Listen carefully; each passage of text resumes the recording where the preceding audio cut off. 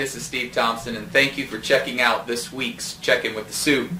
The snow is flying and winter is upon us, and it seems appropriate to go back and refresh and remind everyone as to the process of closing school, how it works, how we make that decision, and how we inform the public.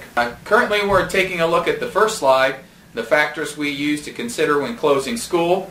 When inclement weather or loss of utilities impacts the district, we need to make a decision as to whether to close schools based upon the analysis of that information and data. And some of the things we're taking a look at is the amount of accumulated snow and ice, whether precipitation is expected to continue throughout the day or not. Wind chill is a big one. When we hit -15, we close. But if it is not -15, we remain open, and that is for two reasons. First and foremost, it's dangerous for our students to be out exposed in that type of weather. And secondly, it makes our buses difficult to operate under those harsh conditions. Weather predictions from satellite systems, local radar, national weather, and NOAA weather radio are all assets we use to help determine the impending forecast. Of course, the timing of the snow. Please note that school is canceled by 5:30 a.m. So sometimes storms come unexpectedly, especially clippers off the lake. And by 8 o'clock or 9 o'clock, the weather conditions might not be great, but that is very, very difficult to predict, because we have to inform our bus fleets and get them off the road by 5:30, or they're already out picking up students. And lastly, building conditions such as weather.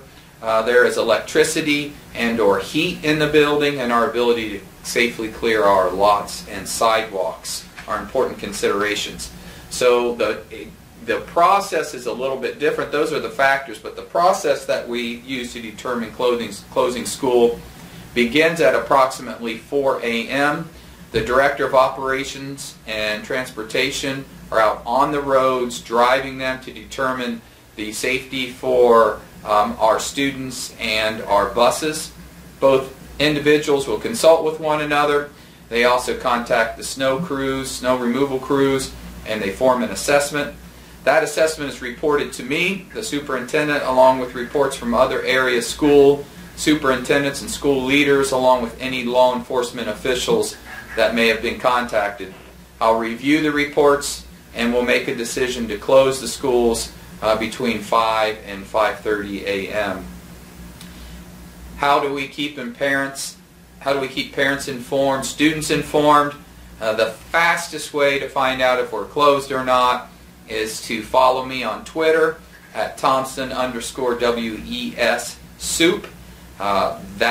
On the Twitter account, I will announce immediately after a decision is made as to whether we are closed or not. And I'll also do a dial-out phone call and send an email simultaneously. That is through our parent portal on the district website, so if you are not signed up for those alerts, they might be handy for you. And then we will go the traditional routes and contact the local news agencies so that that is reported on the television. So those are all the factors we use to consider in determining whether to close school. That is the process by which we go through to make that determination. I hope that you find this helpful, and thank you for viewing this week's Check-In with the Soup.